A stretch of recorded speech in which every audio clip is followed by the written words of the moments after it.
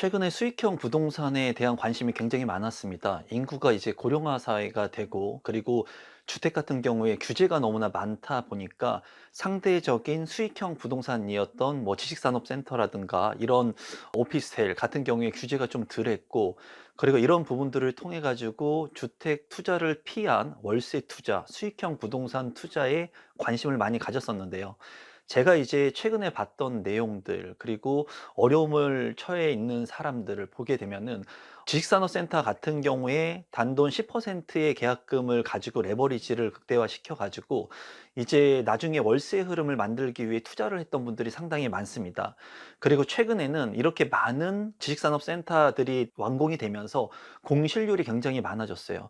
그리고 최근에는 여러분도 알다시피 금리가 굉장히 높아지면서 이제 2년 전, 3년 전 이제 부동산의 가격이 최고점을 찍었던 2021년이나 2022년도 같은 경우에는 비주택 같은 경우에 레버리지를 이용했을 때 10%의 계약금과 저금리를 이용해서 2%대의 금리 활용을 해서 이제 투자를 할 수가 있었는데, 최근에는 금리가 많이 올라가면서 2%대였던 이러한 물건들 같은 경우에 6%가 넘게 금리가 올라가게 됐고, 이렇게 금리가 많이 올라갔다는 부분은 뭐냐면 수익률이 많이 저하됐다는 겁니다. 그로 인해서 내가 투자했던 비용 대비 수익률을 맞출 수가 없고, 또 많이 공급 물량이 나타나왔기 때문에 이제 공실도 많이 있는 곳들이 점점 늘어나고 있습니다. 최근에 이제 60대가 넘으신 분이 이러한 지식산업센터라고 하는 것을 이제 분양 사무실에서 상담을 받고 투자를 했는데, 이런 물량들을 투자를 하면서 노후에 내가 좀 안정적으로 살고 싶다, 또는 월세의 흐름을 창출하고 싶다는 생각을 해서 투자를 했다고 합니다. 그런데도 불구하고 지금 이제 금리가 많이 오르고 공실이 발생하다 보니까 내가 투자했던 돈을 그냥 잃으면 되는 상황이 아니라 이제 관리비라든가, 그리고 계속해서 추가적인 비용이 나가야 되는 상황이 이제 연출이 됐다는 거예요.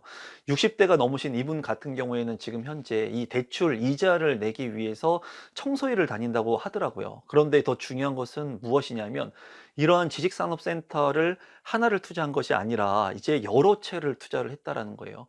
내가 레버리지를 극대화해 가지고 투자를 하는 것은 상당히 이익을 높이기 위해서 굉장히 좋은 수단이 될 수는 있지만, 내가 이 리스크를 해지하지 못하게 된다면 이런 레버리지가 양날의 칼이 돼 가지고 내 목을 겨눌 수도 있다고 생각을 합니다. 제가 이제 2019년도 유튜브를 운영을 하면서 내 집 마련을 통해 가지고 여러분들의 삶이 더 안락하게 살 수가 있고 좋은 삶을 살아갈 수 있다고 말씀을 드렸어요. 그리고 내 집이 꼭 필요하다는 말씀들을 많이 드렸는데, 중요한 것은 집이라고 하는 것은 내가 들어가서 살 수 있는 최악의 경우 리스크를 해치할 수 있는 부분이 있지만은, 지식산업센터라든가 여타 비주택 같은 경우에는 내가 사업자를 가지고 운영할 수 있는 능력이 되지 않게 된다면 최소한의 리스크 해치하는 부분이 굉장히 어려울 수 있습니다. 그래서 지금 현재, 예전에는 부동산의 가격, 금리가 쌌고 부동산의 가격이 올라가니까 이런 비주택 투자들을 많이 했는데, 지금은 이렇게 투자를 했던 분들이 굉장히 어려움에 처한 분들이 많은 것으로 보여져요. 또 주변의 지인분들을 보게 된다면 주택을 가지고 계셨던 분들이 비주택을 선호했고, 왜냐하면 세금적인 부분을 많이 절세할 수 있었기 때문이죠. 양도세, 취득세, 이런 종합부동산세 같은 것들을 피해갈 수 있는 그런 부분들에 있어서는 투자를 함에 있어서 대체 상품으로, 주택의 대체 상품으로 투자를 했는데, 지금 현재는 이러한 부분들이 많이 어려움을 겪고 있다는 거죠. 또 민간임대 같은 경우에도 프리미엄이 상당히 많이 붙었었습니다. 경기도권에 있는, 수도권에 있는 민간 임대주택 같은 경우에도 4천만 원이 넘게 이런 프리미엄을 주고 여러 채를 샀던 분들이 지금 현재는 잔금을 치르지 못하고, 또는 대출의 규제, 그리고 잔금을 치른다고 하더라도 이제 전세 물량들이 많다 보니까 전세를 맞출 수가 없는 거예요. 그러니까 잔금을 치러 놓고 여러 채의 부동산을 가져가면서 이제 월세가 들어오는 흐름이 아니라, 그리고 부동산 가치 상승을 통해 가지고 내가 이익을 볼 거라고 생각했는데, 이런 이익을 못 보는 분들이 상당히 늘어나고 있습니다. 그리고 최근에는 태형건설에 대한 얘기들이 많잖아요. 지식산업센터 같은 경우에도 수도권에 한 10곳 정도의 지식산업센터를 태형건설에서 이제 참여를 한 것으로 제가 알고 있는데, 이러한 부분들이 계속해서 많은 건설사들, 시공사들이 계속해서 이제 우후죽순으로 지금도 지식산업센터를 지금도 이제 착공을 하고 그리고 허가를 받으려고 하는 곳들이 있다 보니까 많이 지금도 해소가 안 된 상태에서 투자를 하신 분들이 굉장히 어려움을 이제 갖고 있다고 합니다. 지금 이제 이런 물량들 같은 경우에 앞서서 제가 말씀드린 것처럼 한 채가 아닌 두 채, 세 채, 네 채, 다섯 채 여러 채를 투자하는 부분들도 조심해야 됩니다. 주택 같은 경우도 마찬가지인데요. 최근에는 역전세가 많이 일어나고 있죠. 그러니까 전세를 끼고 내가 레버리지를 활용해 가지고 부동산 아파트를 샀는데 이제 경기가 안 좋아지고 하다 보니까 이 전세 가격이 떨어지게 되면은 내가 전세금을 받고 계속해서 업해 가지고 계약을 하는 것이 아니라 역전세라고 해 가지고 내가 오히려 돈을 돌려줘야 되는 상황이 발생을 하는 겁니다. 부동산 같은 경우에 주택도 한 해에 여러 채를 내가 만약에 투자를 했다면 예를 들어서 세 채, 네 채, 다섯 채를 2021년, 2022년도에 갭을 끼고 여러 채 투자를 했다면 지금 현재 역전세 2년이 지나서 역전세를 맞으면서 이 역전세의 물량들, 가격이 많이 떨어진 전세금을 반환해야 되는 물량들이 두 채, 세 채, 네 채가 늘어난다는 거예요. 그래서 중요한 부분들은 내가 리스크를 해지할 때 지역들을 통해서 리스크를 해지하고 분산하는 것도 필요하겠죠. 한 지역이 개발 호재가 있다고 해 가지고 한 지역만 모두 투자하는 것이 아니라 이제 대체가 될 수 있는 부분들을 내가 투자할 수 있을 건데 이러한 투자 물량들 외에도 내가 연도별로 투자를 할 때도 너무나 많은 주택을 투자하기보다는 한 채나 두 채 정도를 투자를 하면서 이 시기에 대한 리스크, 지역에 대한 분산 투자도 중요하지만 시기에 따른 그런 분산 투자, 리스크 해지를 하는 것도 굉장히 중요한 시점이 됐습니다. 예전에 지나갔던 이런 부동산의 패턴들하고 지금의 부동산의 패턴들하고 너무나 빠르게 급변하고 있거든요. 그리고 앞으로의 부동산 패턴들도 어떻게 될지는 잘 모르겠어요. 하지만은 지금 현재 누구나가 다 원했던 그런 부동산의 투자 방법들이 어떻게 보면 빛을 못 발하는 그런 시기가 되기도 했고 재건축이나 재개발에 따른 그런 얘기들을 많이 하고 그런 투자가 최고의 투자인 것처럼 그리고 신축 아파트를 내 것으로 가져올 수가 있고 그리고 현금까지도 받을 수 있는 이러한 투자처들이 많이 있었고 그리고 그런 것들을 통해서 수익을 벌 수 있는 시기가 많았었는데 최근에는 이제 건설비, 건축비, 시공비 이런 것들이 많이 올라가고 땅값 역시도 많이 올라가면서 어떻게 보면은 이런 재건축이나 재개발을 통해 가지고 지속적으로 신축 아파트가 공급되는 것이 아니라 이런 것들이 계속 지연될 수 있는 부분들이 앞으로 나올 수 있을 것 같습니다. 제가 이제 최근에 2023년도에 이제 2024년 부동산 대응 방안이라고 하는 미니 특강을 진행을 했었죠.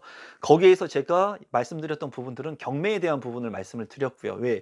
이런 물량들이 앞으로 계속 많이 나올 거기 때문에 그래서 어떠한 경매 물량들을 집중해야 되는지 그리고 제가 경험했던 사례들을 여러분들한테 말씀을 드렸고 청약 같은 경우에 신축 아파트를 사기 위해서 건설 비용이 많이 올라가니까 그 전에 2027년도 이후에 공급 대란, 공급 부족 물량이 발생을 하니 그 전에 우리가 선점할 수 있는 부동산 청약의 물량들은 어떤 것이 될 수 있는가를 이제 자세히 말씀을 드렸습니다. 이런 부분들은 앞으로도 제가 운영하고 있는 부동산 스터디를 통해서 심도 있게 공부하고 얘기하고 1대1로 소통하려고 합니다. 이 영상을 보시고 좀 더 심도 있게 저랑 소통하고 싶으신 분들 그리고 부동산 스터디를 하고 싶으신 분들은 하단에 있는 고정 댓글을 통해서 저와 함께 부동산 스터디가 가능하고요. 지금 현재 부동산 시장은 좋지 않습니다. 모두가 다 그렇듯이 안 좋은 부동산 시장이에요. 그리고 2년 전에는 부동산 시장이 좋았죠. 그렇게 부동산 시장이 좋았을 때 투자를 했던 분들, 비주택을 투자했던 분들은 지금 현재 어려워하고 있습니다. 하지만은 지금 이렇게 어려운 시기 속에서 이 시기를 또 이겨내고 발판 삼아 가지고 나한테 맞는 적정한 가격에 그리고 좋은 부동산에 용기 내서 투자할 수 있는 분들이 있다면 2년 뒤, 3년 뒤에 공급이 많이 부족한 시점이 왔을 때는 어떻게 될까? 또 금리가 지금은 높지만 금리가 하락으로 전환되고 하락돼 가지고 안정적인 그런 리스크를 해지할 수 있는 시기가 왔을 때는 또 다른 기회가 될 수도 있다고 저는 생각을 합니다. 그래서 지금 현재 어려움에 처한 사람들이 많은데 이 어려움을 개인별로 이겨낼 수 있는 그런 방법들을 현명하게 대처해 나가시고 중요한 게 부동산 투자에서 제가 느끼는 것은 제가 이제 가장 중요한 것은 부동산 투자에서 마인드 컨트롤이라고 생각을 합니다. 얼마나 내가 투자를 잘해 가지고 수익을 많이 남겼을 때도 마인드 컨트롤을 잘 할 수 있느냐.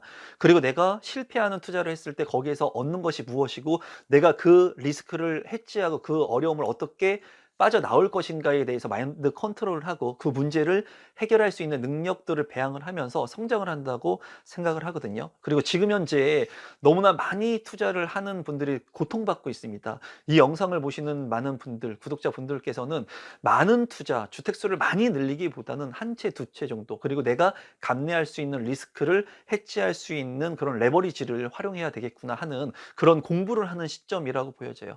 그래서 지금 현재 본인 스스로가 처한 문제들을 잘 해결할 수 있는 방법들이 무언가 한번 고민해 보시고, 여러분들께서 늘 실패하지 않는 투자를 하기 위해서 공부하시고 노력하시면 좋을 것 같습니다. 그리고 하단에 있는 임성배의 부동산 스터디 클럽에도 많이 참여해 주시면 제가 진정성 있는 저의 경험과 그리고 소통을 통해서 여러분들이 실패하지 않고 제가 실패했던 경험들을 모두 여러분들께 공유하도록 노력하겠습니다.